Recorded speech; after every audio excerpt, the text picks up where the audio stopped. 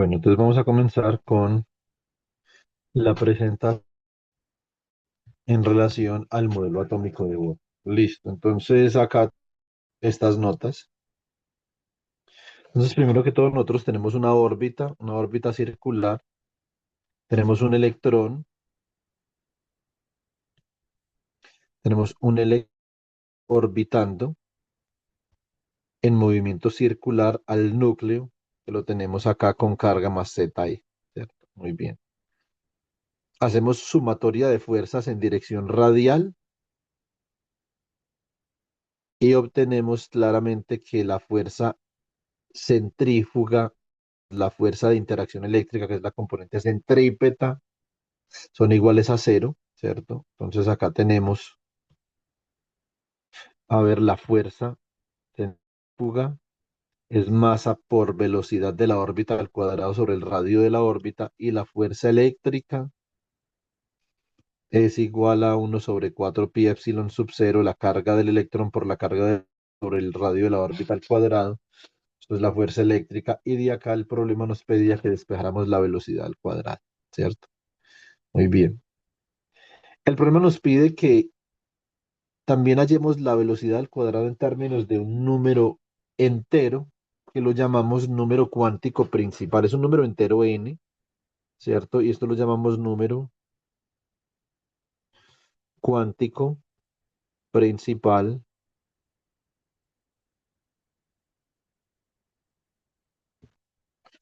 Número cuántico principal. Bueno, como yo les había a ustedes contado en clase, esto requiere de alguna inspección en detalle del problema de momento angular, ¿cierto?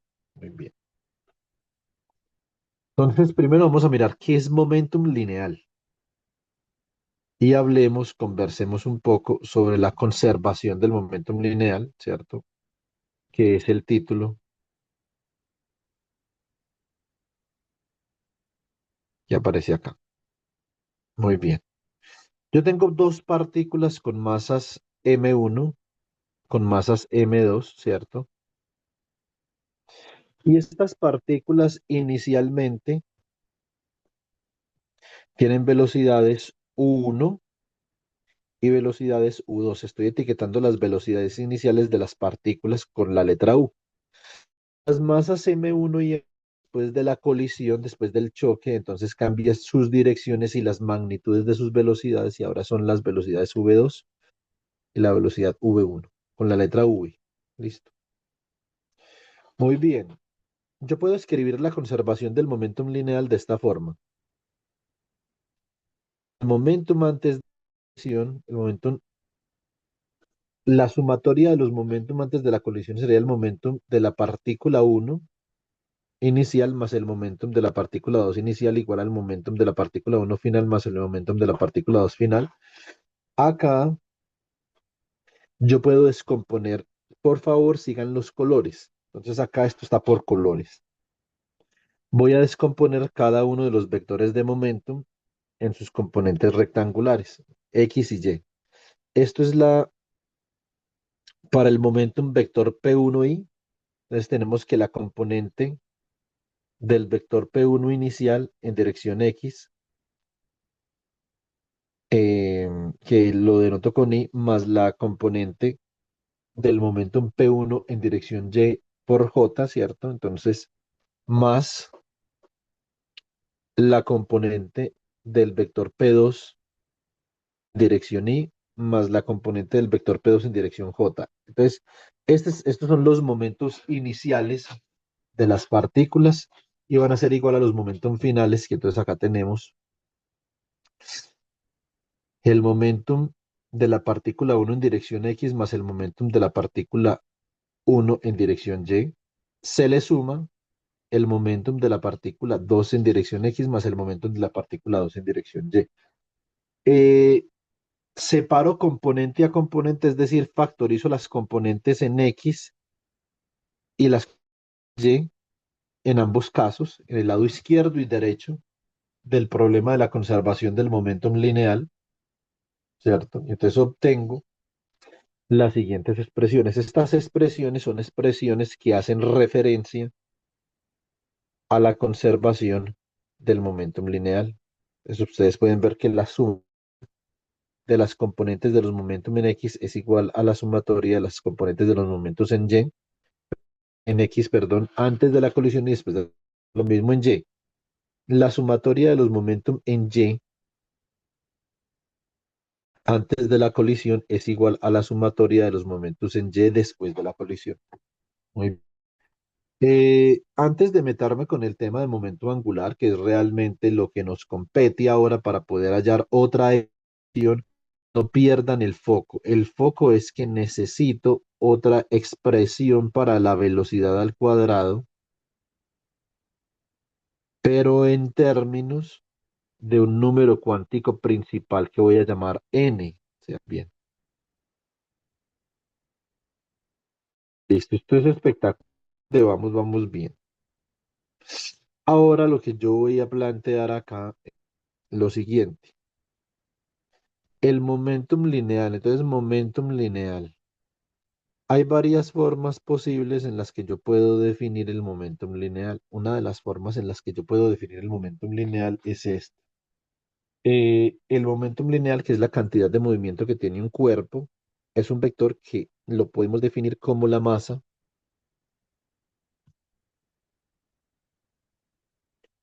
por la velocidad, y esto viene a jugar un papel trascendental importantísimo porque resulta que eh,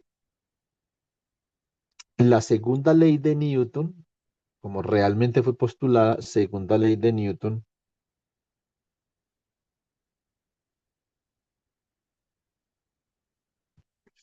se postula como la fuerza igual a la derivada del momentum con respecto al tiempo.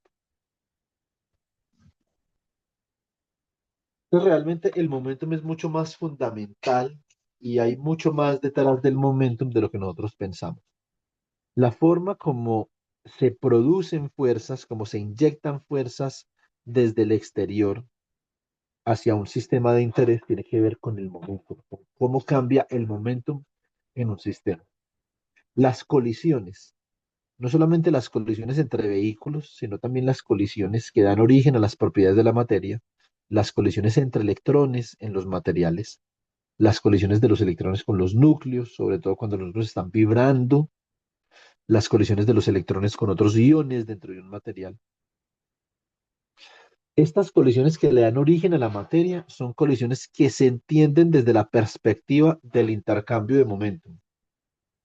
Ahora, si yo quisiera entonces escribir estas dos ecuaciones de acá, que las voy a llamar la ecuación 2 y la ecuación 3, en términos de las velocidades, recuerden que las velocidades iniciales las etiquetamos con la letra U y las finales con la letra V, entonces voy a reescribir esta expresión de la siguiente forma. La expresión 2 la reescribo así. El momentum uno, o más bien el momentum inicial de la partícula con masa m1 en dirección x, entonces sería, esto es m1, u1x, ¿cierto? Vean que la notación queda ya más simple. El momentum inicial de la partícula con masa m2, entonces sería m2 por u2x, ¿cierto? Esto va a ser igual a el momentum final de la partícula con masa m1, entonces esto sería m1 por v1x más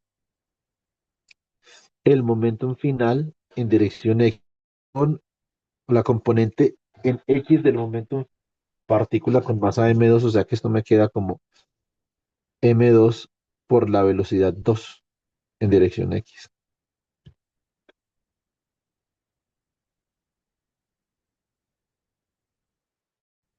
Muy bien. Entonces, entonces me queda así. Por u2, perdón, m1 por u1y más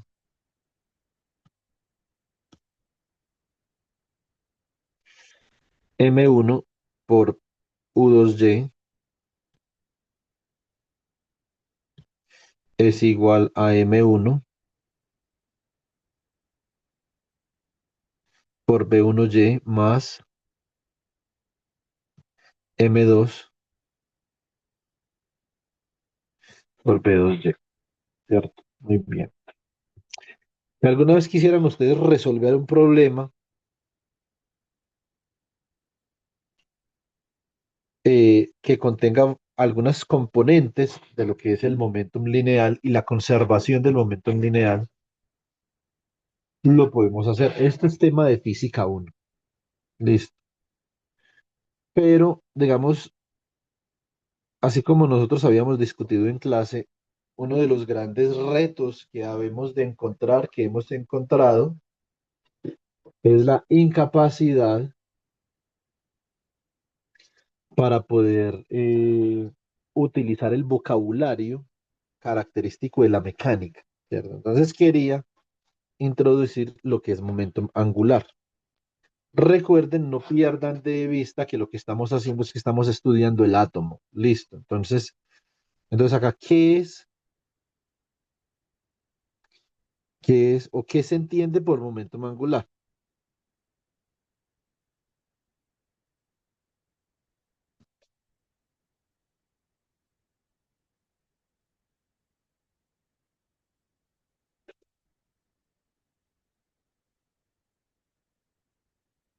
Bueno, muy bien. Lo que se entiende por momentum angular es lo siguiente. El momentum lineal es la cantidad de movimiento que tiene un cuerpo. Es decir, el momento angular me está diciendo qué tan fácil o qué tan difícil es yo interrumpir la trayectoria con las características que tiene de un cuerpo. Entre más momentum tenga un cuerpo, entonces más difícil es interrumpir su trayectoria, ¿cierto? Y esto se debe a la masa. ¿Qué tanta velocidad posee una masa? Entre más velocidad posea la masa en cuestión, entonces tiene más inercia, va a ser más difícil cambiar su trayectoria, ¿cierto? Entonces, el momentum angular es algo parecido, es un vector, entonces el momentum angular lo voy a definir como un vector L, momentum angular.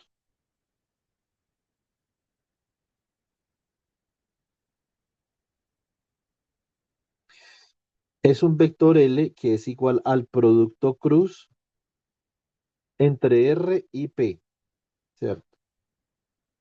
Y nosotros de nuestros cursos de álgebra lineal sabemos que la magnitud de un producto cruz, es decir, la magnitud del momentum angular, va a ser un producto cruz, la magnitud de un producto cruz, que sería el radio por el momentum, por el seno del ángulo que forman entre ellos dos, el momentum lineal, ¿cierto? Entonces vamos a ver, primero que todo, quiero que se centren en dos aspectos importantes que les voy a comentar en este caso. El primer aspecto es, ¿qué entiendo yo por momentum angular? ¿Y qué relación puedo obtener del momentum angular y la posición en el caso de la órbita circular del átomo? Muy bien. Entonces, revisemos un poco. Acá, en este caso particular, lo que yo voy a hacer es esto. Voy a decir, supongamos ustedes que ahora el electrón está por acá. Simplemente esto son cuestiones, el electrón está orbitando, se está moviendo en el átomo, y yo quisiera hacer referencia a lo siguiente. A ver. Entonces, voy a dibujar el radio del electrón de esta manera. Desde el centro de la trayectoria hasta acá, esto sería el radio. Las propiedades de una circunferencia dicen lo siguiente, que si yo dibujo una tangente acá, es decir, esta sería la velocidad tangencial de la trayectoria circular. Yo trato de hacer esta velocidad un poco diferente.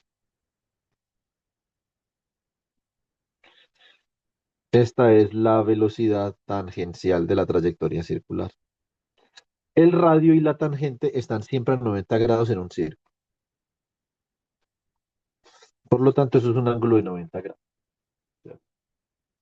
Y observen que como el momentum va en la misma dirección que la velocidad, porque son dos vectores paralelos. Si la velocidad tangencial va en esta dirección, el momentum correspondiente a la velocidad tangencial también va en esa dirección. ¿Cierto? Entonces, y eh, acá entonces obtenemos lo siguiente. La magnitud del momento angular sería la magnitud del radio por la magnitud del momentum por el seno de 90 grados, o sea, de pi medios entre ellos, que es 1, ¿cierto? Entonces, y esto va a ser igual a R por la masa por la velocidad. Muy bien. Por lo tanto, de acá yo voy a comenzar a escribir algunas cosas, entonces voy a decir que L es igual a la magnitud de R por la magnitud de P y esto es igual a la masa por la magnitud de R por la magnitud de V. Ahora, otra condición que nos falta es la condición de Bragg, que es simplemente esta. Si el electrón orbita de forma ondulatoria el átomo, para que esto tenga sentido, entonces es importante periodo, entonces voy a colocar acá condición de Bragg. Es importante que el perímetro, más bien el perímetro de la circunferencia con el radio de la órbita sea igual a n veces la longitud de onda, ¿cierto? La longitud de onda es literalmente la distancia que recorre una onda. Eso significa que la distancia que recorre la onda, ¿cierto? O el perímetro debe ser un múltiplo entero de la distancia que recorre la onda. Me explico. La distancia o sea, en el perímetro pueden caber dos longitudes de onda, pueden caber tres longitudes de onda, cuatro o cinco, pero tienen que caber un número entero de longitudes de onda para poder que el electrón no interfiera consigo mismo destructivamente. Es decir, que la onda, en vez de sumarse en este punto donde arrancó, se reste. Y si la onda se resta, eso significa que va a tener la tendencia a desaparecer. Su magnitud, la percepción que yo tengo del electrón comienza a desaparecer. Por eso lo que necesitamos es que las ondas en ese punto inicial se sumen. Eso se llama interferencia constructiva. Que las ondas se sumen, no que se resten. ¿Cierto? Muy bien. Entonces, vamos a proceder ahora. Si se cumple esta condición de Bragg, yo por ejemplo les podría dibujar una onda acá. Supongan ustedes que tenemos una onda que es como una función seno. Una onda simplemente es una estructura que transporta energía, perdón, algunas veces a través de un medio como la onda de sonido, algunas veces sin necesidad de un medio como la onda electromagnética. La distancia que hay entre estos dos picos se llama la longitud de onda. O entre estos dos valles de acá, eso no importa. La distancia entre dos puntos sucesivos de una onda se llama la longitud de onda. Listo. Por lo tanto, es la distancia que recorre una onda, es la longitud de onda. Eso es la distancia. Entonces,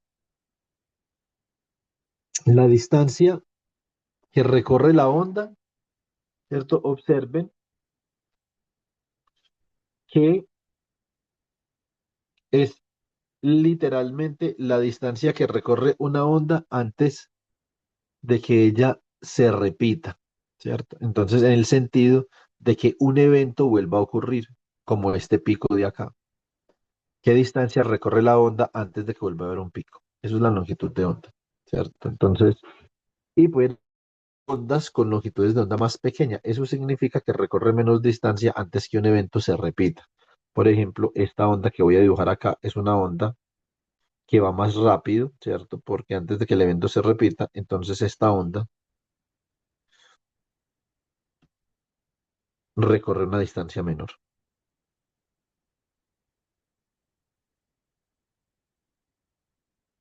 Listo, muy bien. Entonces, ahora acá lo que yo voy a hacer es que voy a decir lo siguiente, que la longitud de onda es igual al perímetro que es 2πr sobre sobre el número entero n. Muy bien. Entonces, esta es una expresión, como lo llaman ustedes, esta es una fórmula que yo necesito. Esto es longitud de onda.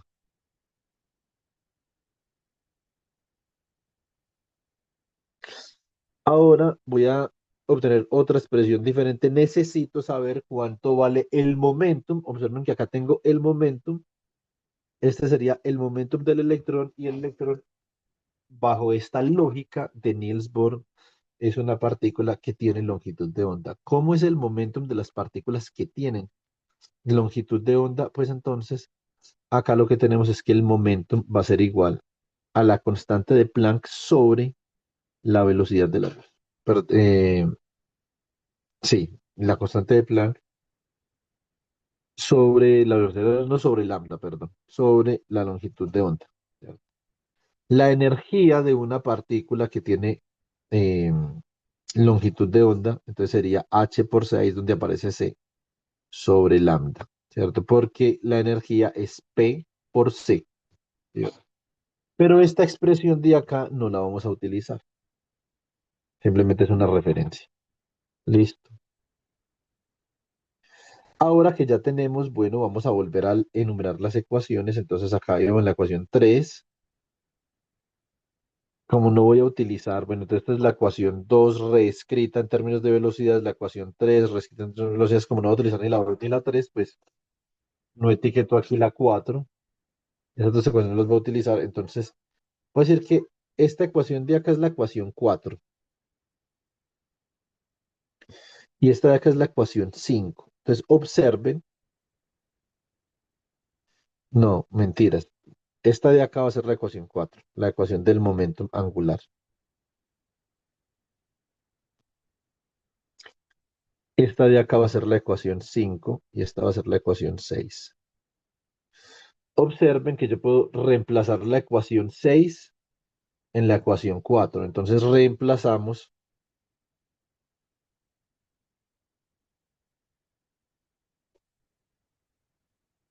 la ecuación 6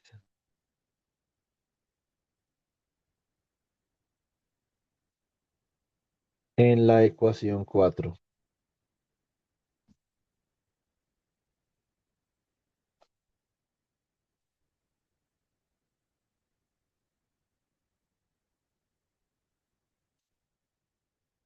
Listo. Muy bien. Entonces,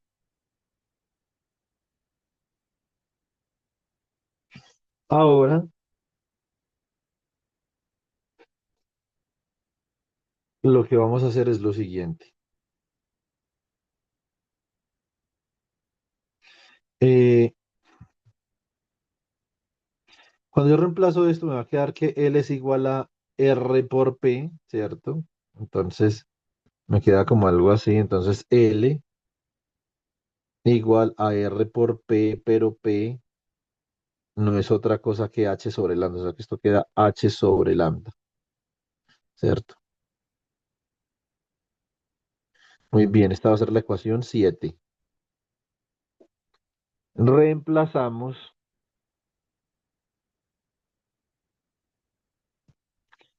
la la condición de Bragg, que sería la ecuación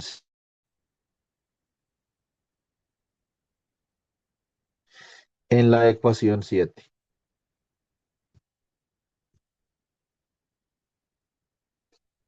Entonces, me queda que el momento angular L es R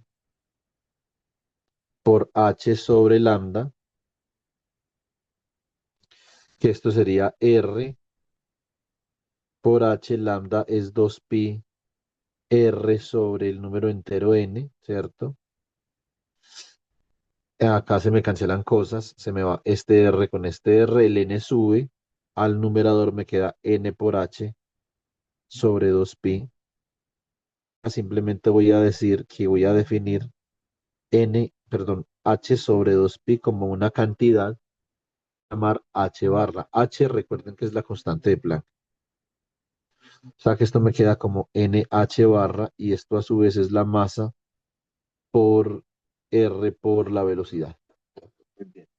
De acá puedo despejar, puedo obtener una expresión para la velocidad al cuadrado. Ahora obtenemos una expresión para la velocidad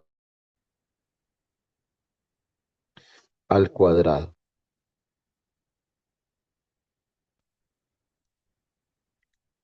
V cuadrado, ¿cierto? Entonces acá lo que yo puedo hacer es que divido por mr, ¿cierto? Entonces eso significa que la velocidad es igual a nh barra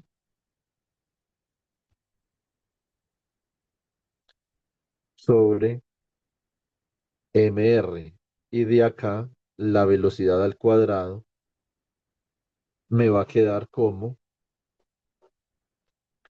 n al cuadrado h barra al cuadrado sobre m al cuadrado r al cuadrado. Y esta sería mi ecuación 8. Esto es lo otro que pide el enunciado, ¿cierto? Obviamente para llegar hasta acá, como yo les expliqué en clase, necesitábamos hacer una búsqueda disciplinada sobre el concepto de momento angular y sobre cómo se aplicaba la condición de Bragg al átomo.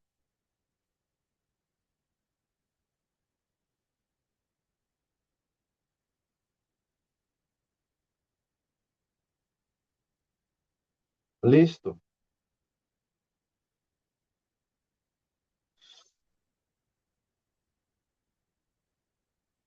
muy bien.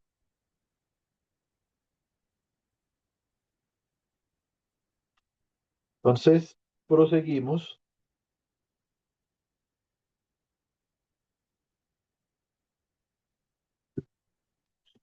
proseguimos por acá, titulando esta como la ecuación 8. Y para poder determinar el radio atómico, entonces igualamos la ecuación 8 con la ecuación 1, ¿cierto? Yo creo que acá el reto, digamos, el reto significativo era eh, poder utilizar el concepto de momento angular, ¿cierto? Que es un concepto que yo hasta ese momento, eh, eh, hasta ese momento había considerado que era un concepto perfectamente conocido en el ámbito de la física 1. Listo, entonces acá decimos igualando la ecuación 1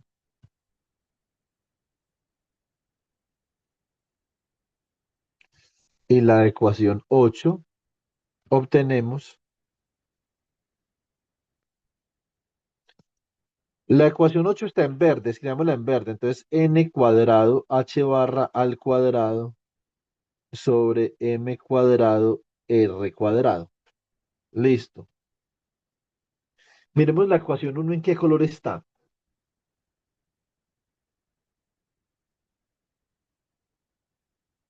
La ecuación 1 está en color amarillo, ¿cierto? Entonces, si acá la ecuación 1 está en amarillo, sería z por la carga del electrón al cuadrado sobre 4pi epsilon sub 0 m por r. Y esto es lo que es la velocidad al cuadrado por un lado y la velocidad por el otro.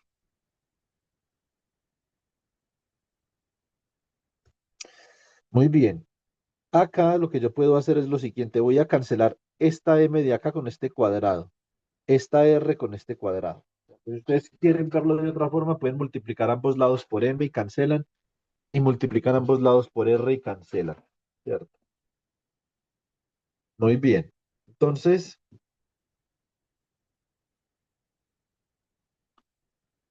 digamos que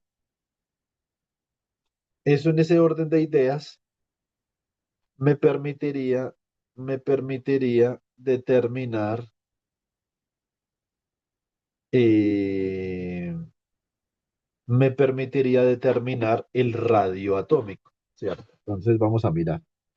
¿Cómo queda esto acá? Me va a quedar que en el lado, en el lado derecho de esta ecuación me quedaría que n al cuadrado por h barra al cuadrado sobre m por r, esto sería igual a z e al cuadrado dividido entre 4pi epsilon sub 0, ¿cierto?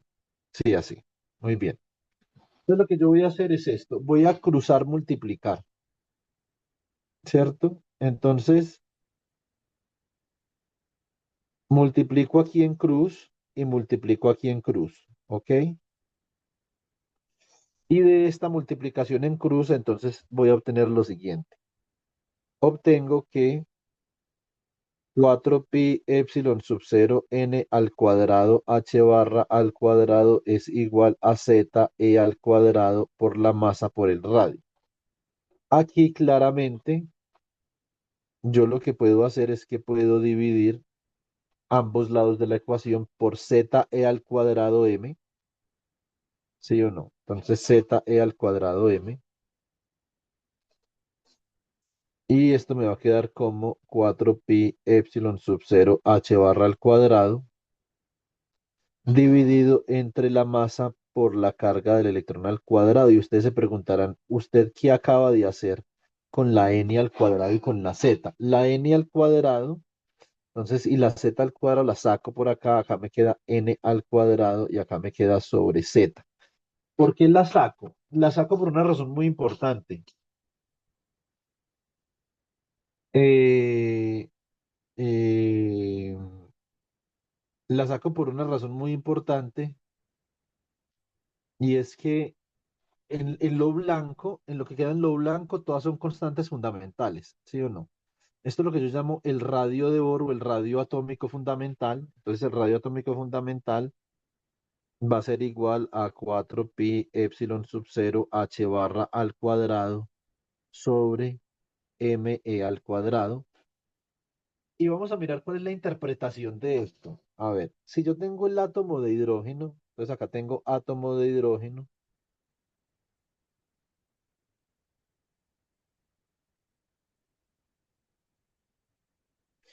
En el átomo de hidrógeno, supongan ustedes que tienen solamente una órbita, tienen una órbita circular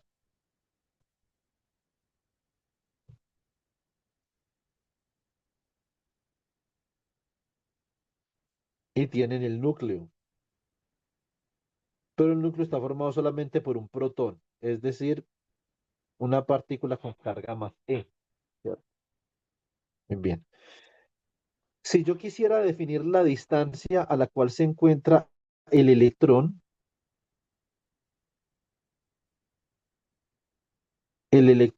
o la distancia como los electrones ya no los podemos ver con propiedades corpusculares, es decir, con propiedades de partícula que tienen una posición definida, sino que los debemos ver más bien como una posición indefinida. Entonces aquí cuando nos referimos a la posición del electrón nos referimos a la posición media, a la posición del centro de masa, ¿cierto? De esa complejidad que llamamos electrón en relación al núcleo. Esa posición, la distancia más corta que hay en la materia entre un núcleo y una órbita es la distancia que existe entre la órbita con n igual a 1 del átomo de hidrógeno y el centro de masas del núcleo. Y esa distancia es a sub 0. Por eso se llama el radio fundamental o el radio de Bohr. ¿Cierto? Ahora, nosotros podemos calcular A sub cero. Entonces tenemos que epsilon sub cero es igual a 8.854 por 10 a la menos 12 coulomb em, al cuadrado sobre newtons metros al cuadrado, ¿cierto? Tenemos que H barra es igual a 1.054 por 10 a la menos 34 joules por segundo, ¿cierto? Tenemos que eh, la masa del electrón es igual a 9.11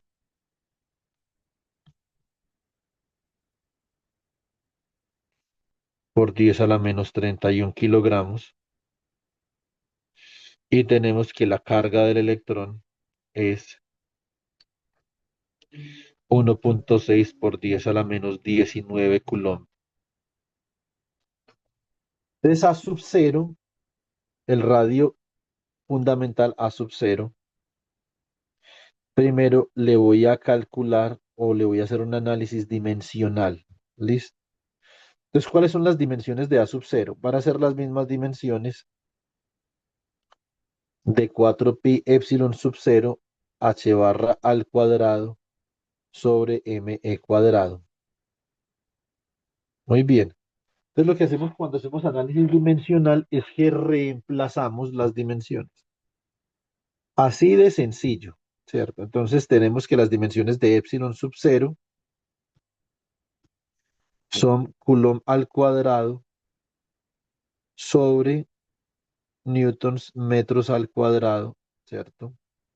Las dimensiones de h barra son al cuadrado, sería entonces joules al cuadrado, segundos al cuadrado, dividido por las dimensiones de la masa del electrón, que serían kilogramos, por las dimensiones de la carga del electrón en verde, que serían coulomb al cuadrado. Sigan los colores, por favor, y cancelamos cosas. Cancelamos coulomb al cuadrado con coulomb al cuadrado. Y acá entonces nos va a quedar, ¿qué es, ojo, qué es joules? Un joule, que es una unidad de energía, es igual a un newton por metro. Eso significa que joules al cuadrado sería newton al cuadrado, metro al cuadrado, ¿cierto? Por segundo al cuadrado, dividido entre, en blanco tengo newtons metro al cuadrado y en amarillo tengo kilogramos. Muy bien. Entonces se va newton con el cuadrado, metro cuadrado con metro cuadrado, ¿cierto? Y esto me va a quedar ahora, me queda como newton por segundo al cuadrado sobre kilogramo. Pero ¿quién es el newton? El newton lo voy a escribir ahora en amarillo. Un newton es un kilogramo por metro sobre segundo al cuadrado. Eso es un newton, ¿cierto? Entonces si me queda acá multiplicado por segundo al cuadrado sobre kilogramo. Por lo tanto, se va segundo cuadrado, kilogramo con kilogramo, y A sub cero me dan unidades de metros. Por lo tanto, por lo menos desde el punto de vista dimensional, esta expresión que yo acabo de derivar es consistente, ¿cierto? Desde el punto de vista dimensional, sí. Ahora vamos a darle un número a sub cero. Entonces, A sub cero, si yo reemplazo las cantidades, esto es 4pi por epsilon sub cero, que es 8.854 por 10 a la menos 12 por 1.054 por 10 a la menos 34 al cuadrado sobre 9.11 por 10 a la menos 31 kilogramos por 1.6 por 10 a la menos 19, ¿cierto? Bueno, no le estoy colocando las unidades, porque acá se me olvidó que esto está en metros, ¿cierto? Ya las coloco ahí.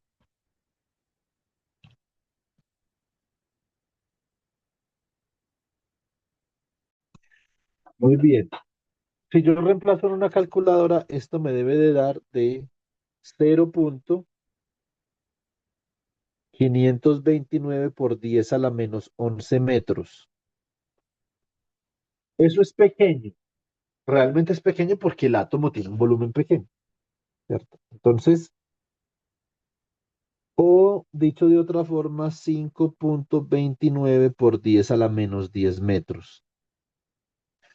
De la Universidad de Uppsala, de hecho, viene la tipificación de la unidad Ångström, que es 1 por 10 a la menos 10 metros. O sea que esto quedaría, dicho de otra forma, 5,29 unidades Ångström. Porque el señor Lars Anders Ångström descubre que en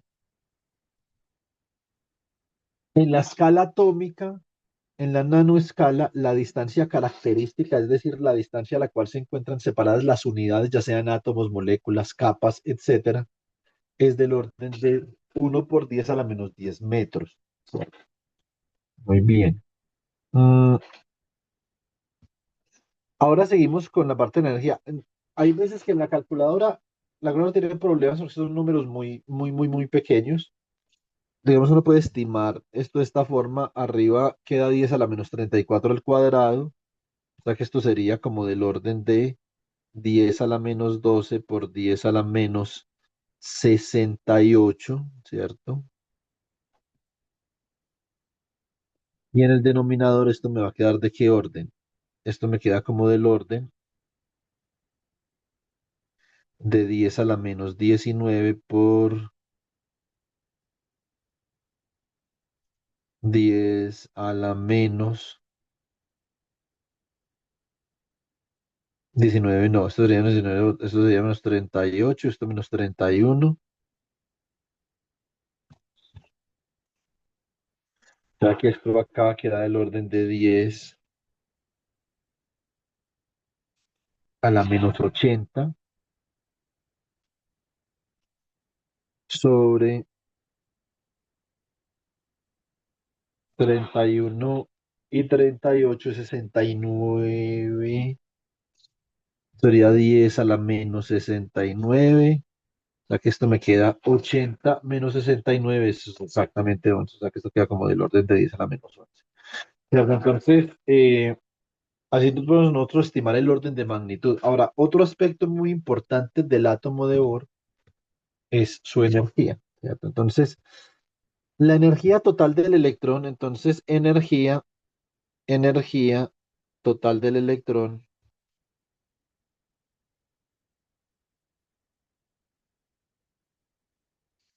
en el modelo atómico,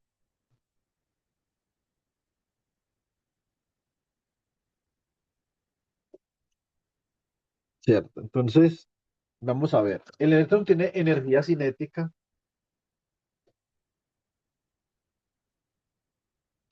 y tiene energía potencial, ¿cierto?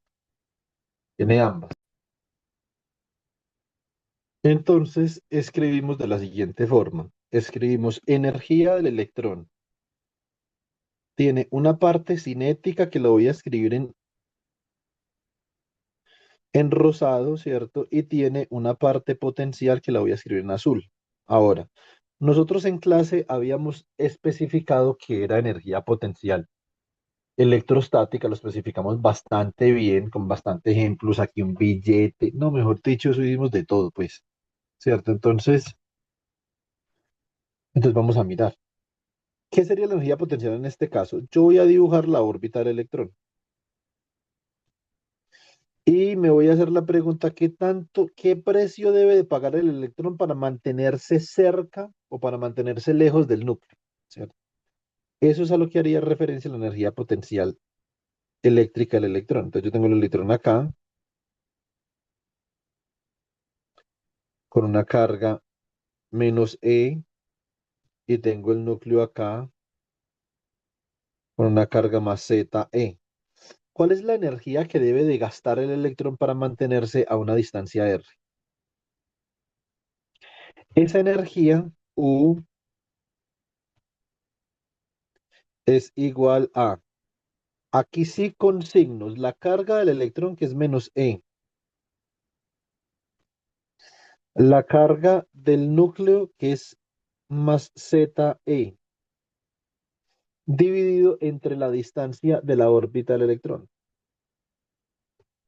Entonces, literalmente, esta energía lo que me está diciendo, es decir, esto es un número que me va a decir,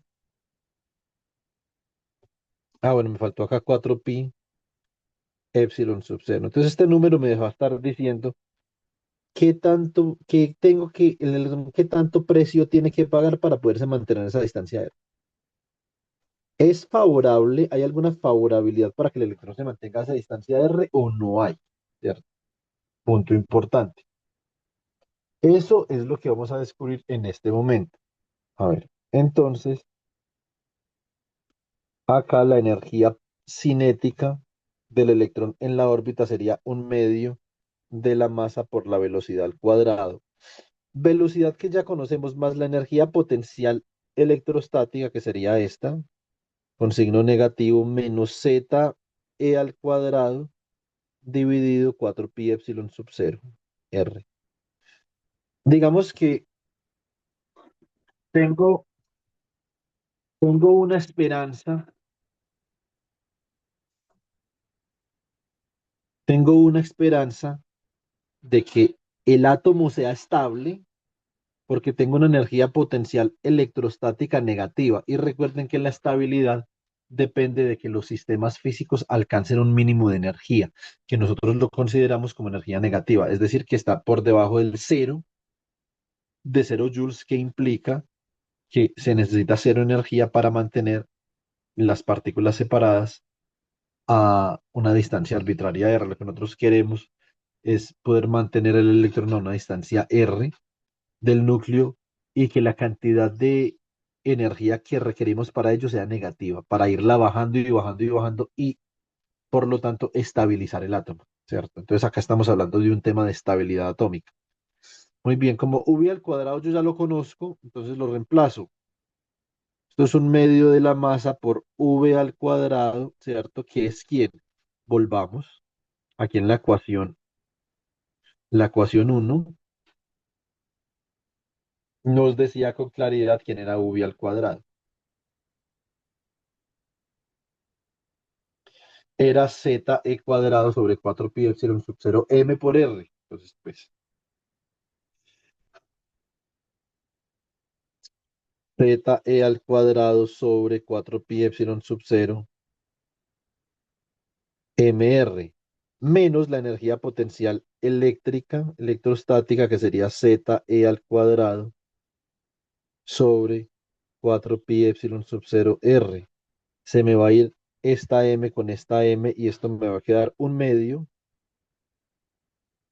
de esta cantidad que es z e al cuadrado dividido entre 4pi epsilon sub 0 por r, menos z e al cuadrado sobre 4pi epsilon sub 0 por r.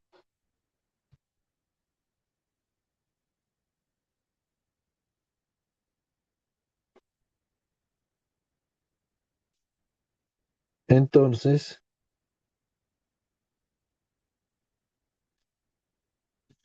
acá tengo dos cantidades iguales. Es decir, esto se resume a restar un medio de x menos x.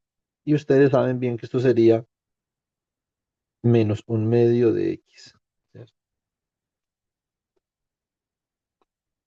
Muy bien. Acá, entonces obtenemos que la energía total es negativa, o sea que hay una posibilidad de que haya estabilidad, y es menos un medio de z e al cuadrado sobre 4pi epsilon sub 0. Y voy a dejar el uno sobre r afuera. ¿Por qué? Porque quiero reemplazar el uno sobre r. Recuerden que la cuantización del radio implicaba, cuando nosotros cuantizamos el radio, entonces tenemos acá que el radio, depende de un número entero n, que es el número cuántico. Y para el hidrógeno puede ser entonces A sub 0, puede ser cuando n vale 2 4 A sub 0, cuando vale 3 9 A sub 0, ya depende del valor de Z, entonces ya, digamos, hay cosas que van a ir cambiando, ¿cierto? Entonces, porque para el helio Z es 2, para el litio es 3, para el berilio es 4, ¿cierto? Pero para el hidrógeno, este número cuántico principal, entonces me caracteriza, bueno, para cualquier átomo, pero acá serían números enteros, per se sería 1, sería 4, sería 9, sería 16, etcétera. Entonces, mm, y el número cuántico principal me reportaría, ¿cierto? Entonces, me reportaría la distancia a la cual es admisible, es admisible que se encuentre el electrón del núcleo, ¿cierto? Muy bien, entonces, esto es algo importante. Ahora lo que yo quiero es simplemente reemplazar a R, ¿cierto? Reemplazar a R para determinar cuánto vale la energía total en términos solamente de constantes fundamentales, ¿cierto? Entonces, vamos a mirar. Listo, muy bien. Eh, Dame un segundo, porfa.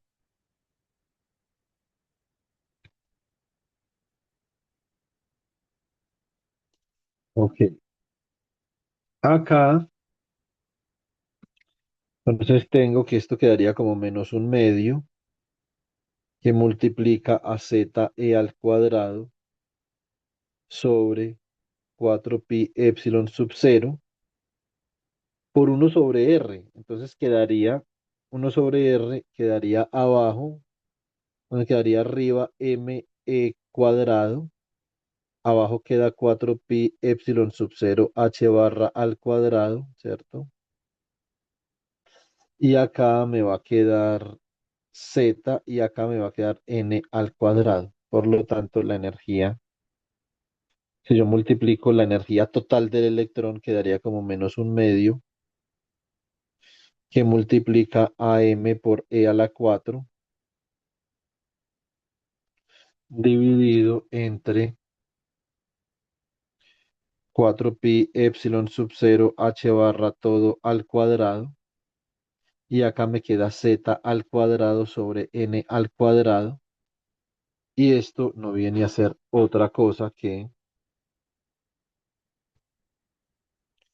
eh, lo que nosotros conocemos como la energía de Rydberg, por el físico sueco Johannes Rydberg, y por lo tanto la energía total queda como menos la energía de Rydberg por z al cuadrado sobre n al cuadrado. Bien. Entonces, así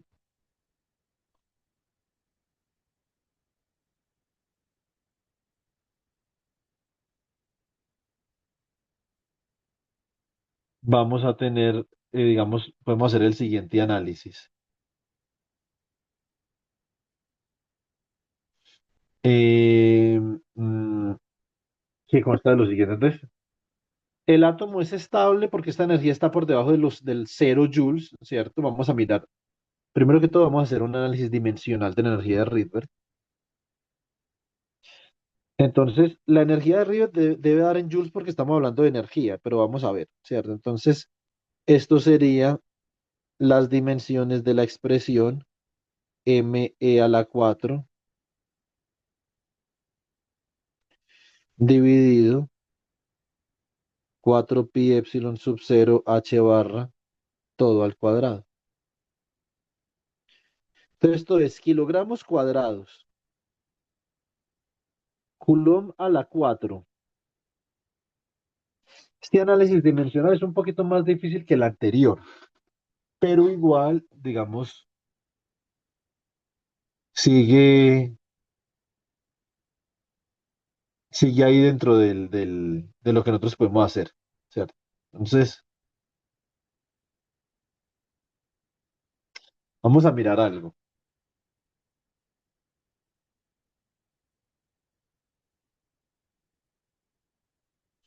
si me lo permiten. Entonces, epsilon sub 0 al cuadrado sería entonces coulomb a la 4 sobre newtons al cuadrado metros a la 4 por h barra al cuadrado, que sería entonces joules al cuadrado segundos al cuadrado. Muy bien.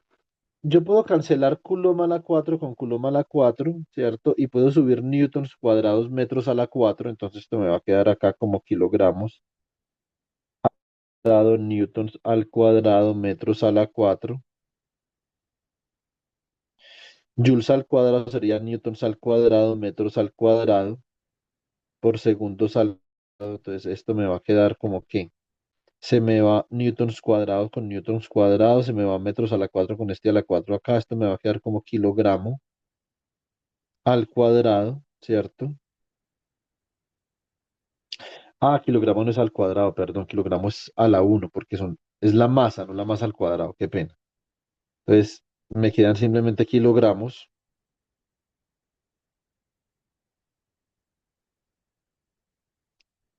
y acá me quedan metros al cuadrado dividido segundo al cuadrado. Esto yo lo puedo expresar así, esto es kilogramo por metro sobre segundo al cuadrado por metro.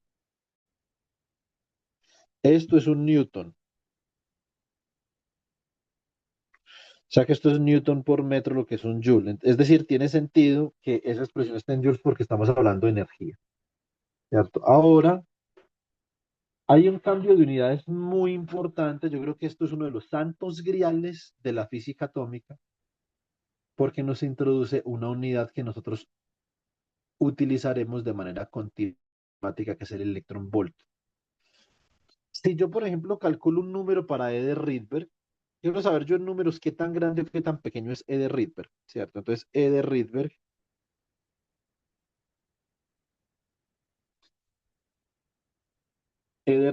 es lo siguiente.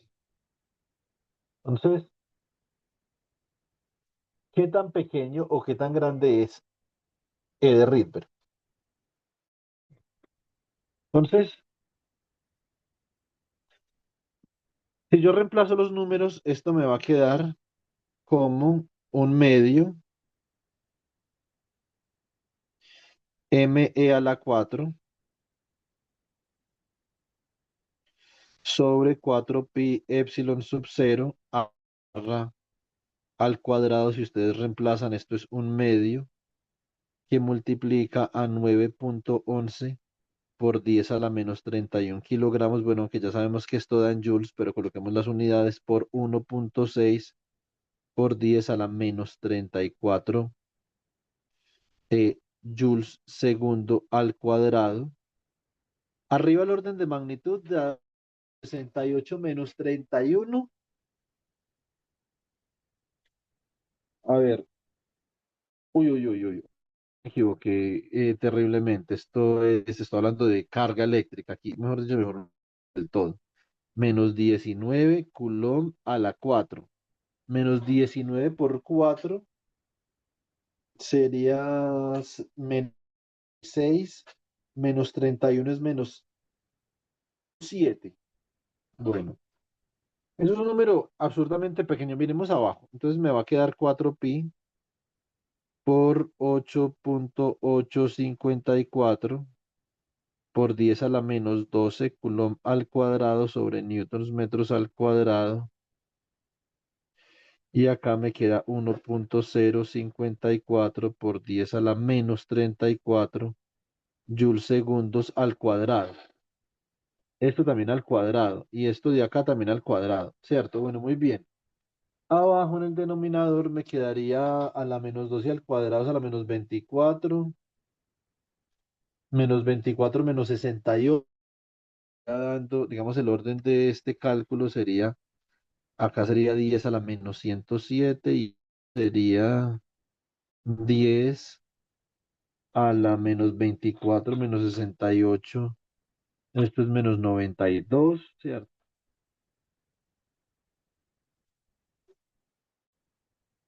Eh, a ver, menos 24 y menos 68 es menos 92. O sea que esto estaríamos hablando del orden de 10 a la menos 15.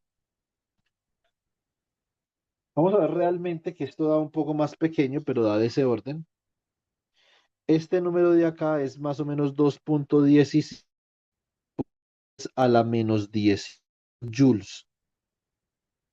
En física, cuando los números son tan pequeños, lo que los números muy pequeños, eh, eh, mm, lo que los números, cuando los números son tan pequeños, me están dando un mensaje, me envían un mensaje. Número pequeño me envía un mensaje y es que las unidades que yo estoy utilizando son unidades inadecuadas. Y las unidades son muy importantes porque están relacionadas con el montaje experimental. Las unidades están relacionadas con la capacidad que tienen los mecanismos de percepción de mejorar mi visión del mundo, de mejorar la forma como yo me relaciono con el ambiente. Aquí me está diciendo que menos 18 joules es muy pequeño, ¿cierto? Resulta que se nos puede ocurrir lo siguiente. Si yo tengo una placa acá, vamos a mirar esto. Voy a hacer un experimento chiquitico, parecido al experimento de los rayos X, pero chiquitico. Yo voy a considerar dos placas. ¿Listo?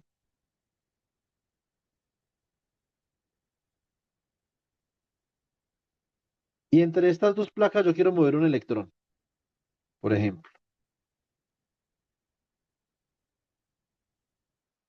Entonces lo que yo voy a hacer es que para poderlo mover desde el más hacia el menos, yo tengo que aplicar energía. ¿Por qué?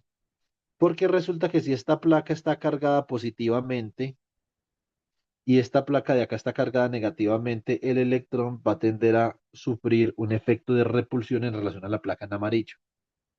¿Ok? Entonces, tengo que aplicar energía y eso lo puedo hacer a través de conectar una fuente de voltaje. Esta fuente de voltaje me va a suministrar energía determinada para yo poder desplazar el electrón entre estos electrodos de acá. Entonces, por lo tanto, un electrón con carga menos C se puede desplazar desde un electrodo a otro y la energía necesaria para hacer esto, entonces va a ser igual a la carga del electrón, digamos la magnitud de la carga que sería E por el voltaje, ¿cierto? Esa sería la energía potencial. Ahora, ¿cuál es la energía potencial realmente de este electrón? Es 1.6 por 10 a la menos 19, ¿cierto? Coulomb por un volt. Volt por Coulomb es Joule. Eso significa que esta energía es 1.6 por 10 a la menos 19 joules. Y esto es lo que nosotros conocemos como un electron volt. Y va a ser una unidad de energía mucho más pertinente que el Joule. Porque el Joule, como ustedes pueden observar, el Joule sí que va a ser una unidad absolutamente pequeña, ¿cierto? Es una unidad que no nos es significativa para mejorar y enrobustecer nuestros mecanismos de percepción en relación a la materia en la escala atómica, ¿cierto? Entonces, eso es, digamos, ese cambio de unidad es un cambio de unidad significativo, ¿cierto? Es bastante significativo, ese cambio de unidad que hay ahí. Entonces, vamos a mirar algo. ¿Cómo queda entonces nuestra energía? Entonces, la energía en electron volts va a quedar la energía de Rydberg, es 2.17 por 10 a la menos 18 joules. Lo multiplico por el factor de conversión, que es ¿quién? Es un electron volt por cada 1.6 por 10 a la menos 10 joules. 2.17 sobre 1.6 es 1.36 más o menos. Si subo el 10 a la menos 19, esto me da el orden de 10 a la 1, ¿cierto? O sea que este resultado va a ser en electron volts, esto es 13.6 electron volts, ¿cierto? Y así la energía del átomo, entonces, perdón, la energía del electrón en el átomo, energía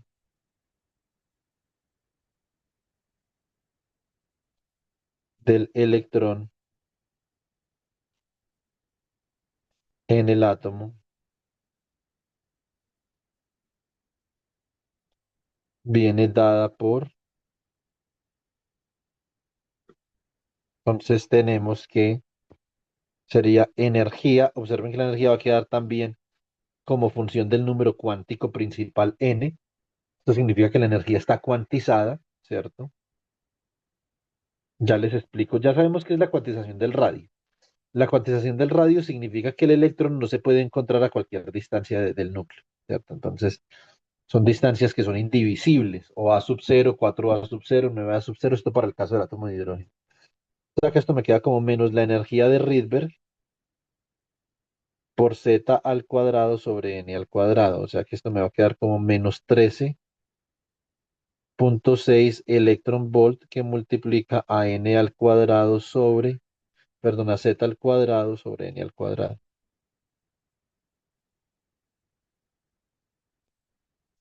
Bien. Entonces, ¿qué energía tienen las diferentes órbitas? Pues, por ejemplo, para, digamos que el átomo de hidrógeno, ¿cierto? El átomo de-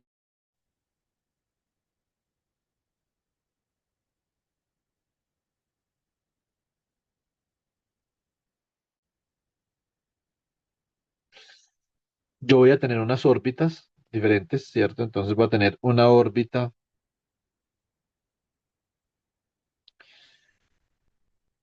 esta órbita va a ser la órbita para n igual a 1. Esta órbita de acá va a ser la órbita para n igual a 2. Esta órbita de acá va a ser la órbita para n igual a 3,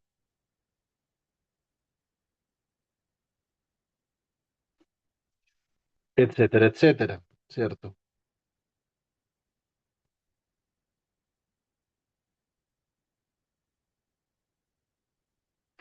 Esta órbita es para un n arbitrario, digamos n igual a m, ¿sí o no? Entonces, cada una de esas órbitas tiene una energía y como el radio está cuantizado, es decir, del núcleo, si este fuera el núcleo, entonces el electrón puede estar ubicado como un promedio, porque recuerden que no podemos hablar de la ubicación de un electrón, pero en promedio podría estar en esta órbita, ¿cierto? Que esto sería R sub 1, o podría estar en esta otra, pero no podría estar entre la órbita R1 de radio R1 y la órbita de radio R2, ¿cierto? Porque esa distancia a la cual se encuentra el electrón del núcleo es una distancia individual. Eso es lo que significa la cuantización del radio, que la distancia a la cual se encuentra el electrón del núcleo, que es una distancia radial, entonces es una distancia indivisible, ¿cierto? Lo mismo si estuviera en esta otra órbita. Cada una de esas órbitas va a tener una energía característica. ¿Eso qué significa? Que la energía necesaria para yo poder ubicar al electrón en determinada órbita es función de un número entero, que es el número entero de la órbita. Eso significa la cuantización de la energía. Listo. Con estas ideas fue que la mecánica cuántica, de hecho, comenzó. Entonces, la mecánica cuántica ve la luz con estas ideas que yo le estoy mostrando acá.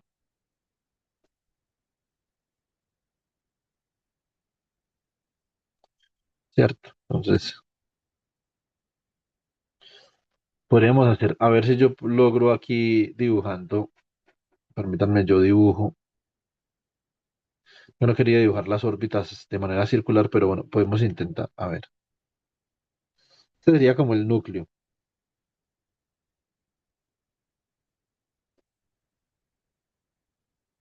La primera órbita,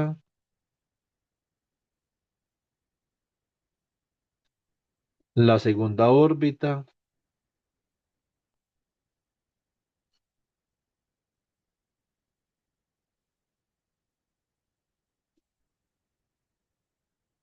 tenemos de nuevo el núcleo por acá,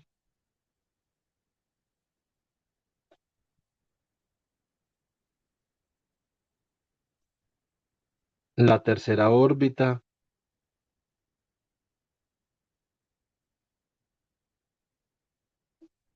etcétera. ¿Cierto? Entonces, Observen que la distancia que hay desde el núcleo hasta el centro de la órbita, perdona, desde el núcleo, o del centro de masas del núcleo hasta la órbita, que simplemente determina cuál es el radio medio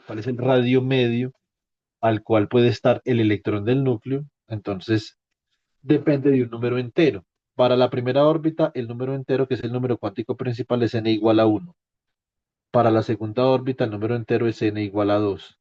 Para la tercera órbita, el número entero es n igual a 3. Entonces, estas son las órbitas cuantizadas, es decir, la distancia a la cual se puede encontrar el electrón o en promedio el electrón al núcleo son distancias que van a depender del número cuántico principal,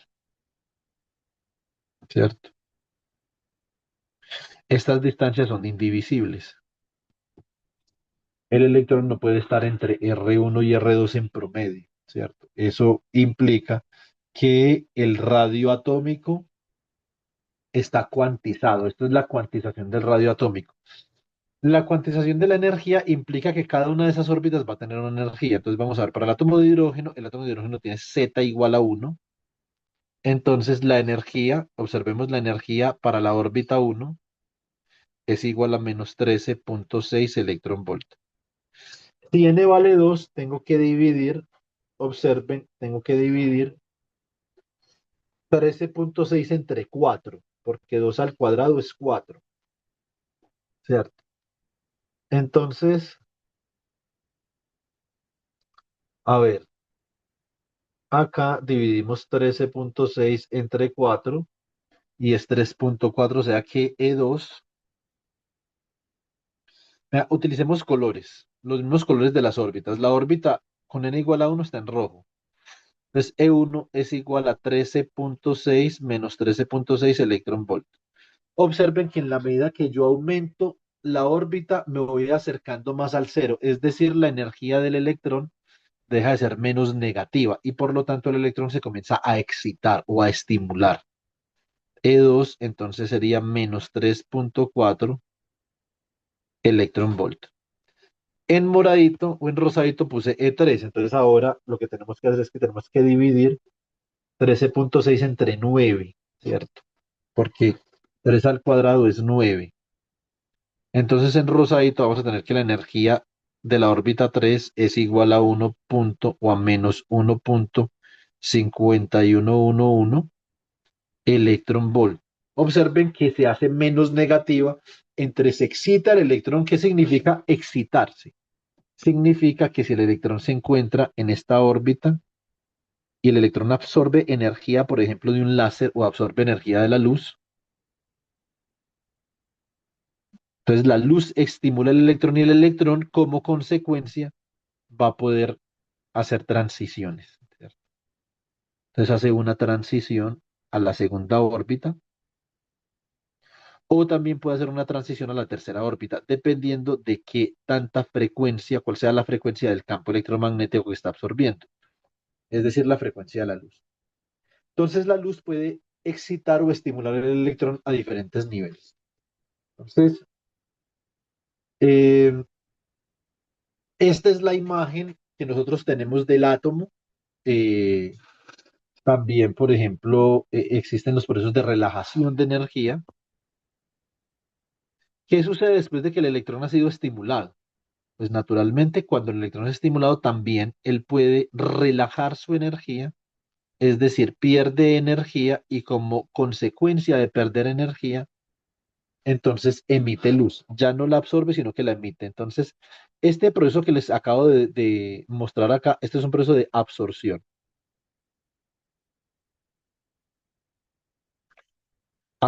de energía. Y este proceso que les voy a mostrar acá es un proceso de emisión. Entonces, ¿cómo funciona eso? Ya les voy a mostrar.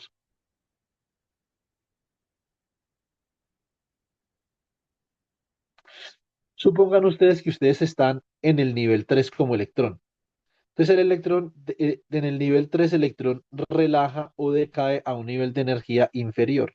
Observen que menos 13,6 es menor a menos 1,5111. Entonces acá el electrón lo que está haciendo es que relaja energía cuando baja del 3 al 1 y como consecuencia esa energía que pierde él la tiene que emitir en forma de radiación. Entonces se emite radiación, ¿cierto? Con energía igual a la constante de Planck,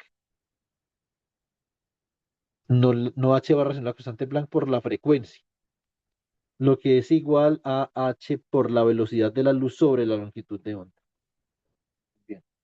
Si yo quisiera determinar la longitud de onda de la luz que está emitiendo el átomo como consecuencia de su relajación, lo que yo puedo hacer es lo siguiente. Puedo restar, supongan ustedes que esquemáticamente yo puedo decir que originalmente tengo un electrón en un nivel con número cuántico principal NI, NI de N inicial.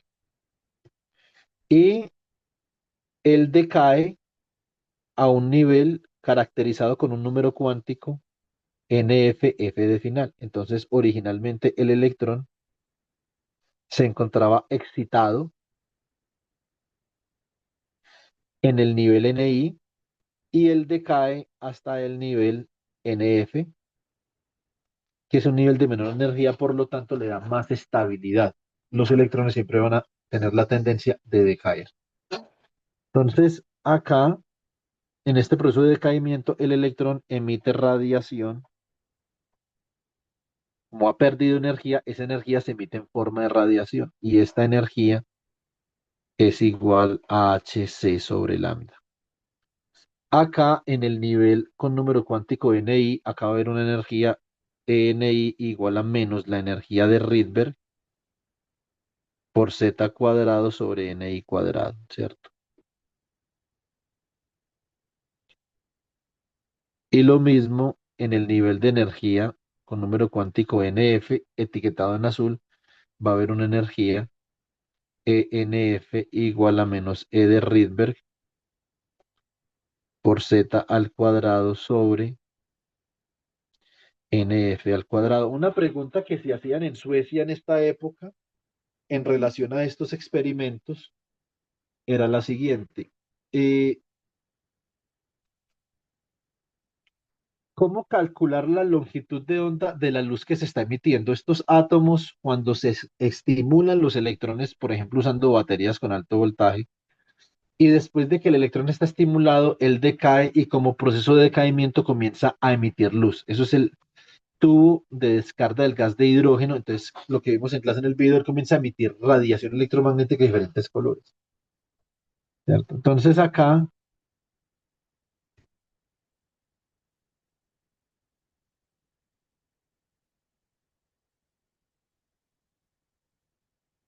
vamos a ver.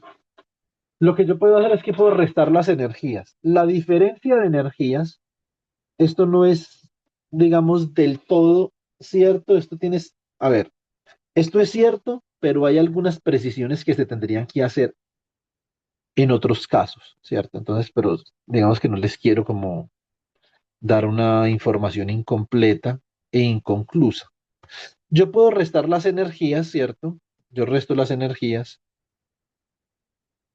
y esta resta de estas energías en los niveles del que decae y al que decae el electrón deben de ser iguales a la energía de la radiación que está emitiendo el átomo, que sería simplemente E igual a Hc sobre lambda. Ahora, ¿dónde está la incompletitud de la historia? Que eso no necesariamente tiene que ser igual. Eso puede ser igual, puede ser mayor o puede ser menor. Lo que pasa es que las transiciones, la naturaleza de las transiciones o la tipificación de las transiciones que hacen los electrones dentro del átomo cambia un poco. Estos se llaman transiciones resonantes, cuando la diferencia entre los niveles de energía es igual a la energía que se está emitiendo en el campo de luz. Se llaman transiciones resonantes.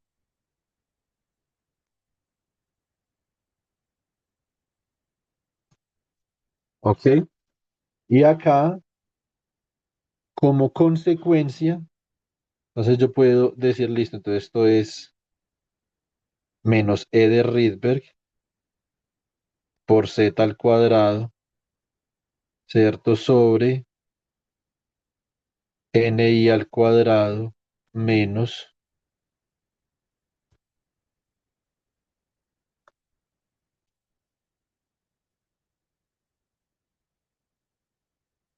e de Rydberg por z al cuadrado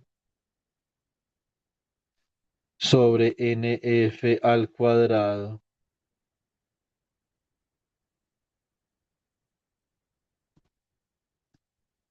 igual a hc sobre lambda.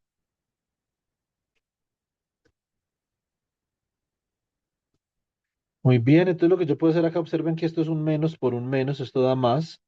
Entonces factorizo e de Rydberg por z al cuadrado, me queda uno sobre nf al cuadrado menos uno sobre ni al cuadrado igual a hc sobre lambda. Si yo quiero entonces determinar la longitud de onda con la que se emite radiación, o la longitud de onda de la radiación emitida, simplemente puedo despejar uno sobre lambda de acá. Y esto me va a quedar e de Rydberg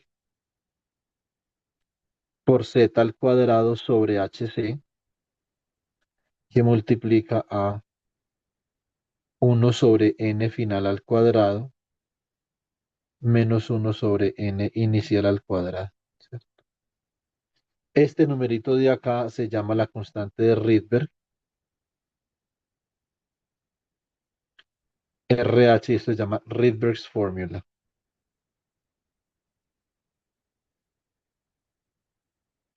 Así yo puedo determinar la longitud de onda de la luz que está siendo emitida y si comparo la longitud de onda de esa radiación con longitudes de onda conocidas, puedo determinar el color que se va a emitir cuando se decae desde NI hasta NF. O sea, ustedes pueden jugar ahí, ¿cierto? Supongamos que NI es igual, tengo un NI igual a 4.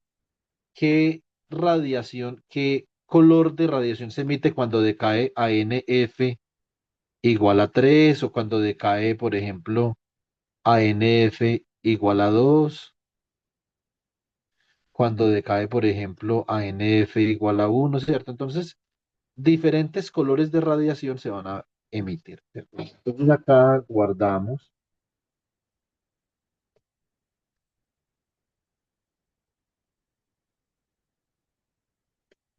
Entonces, coloquémosle a esto Atomic Model. Listo. Bueno, eso es todo. Creo que son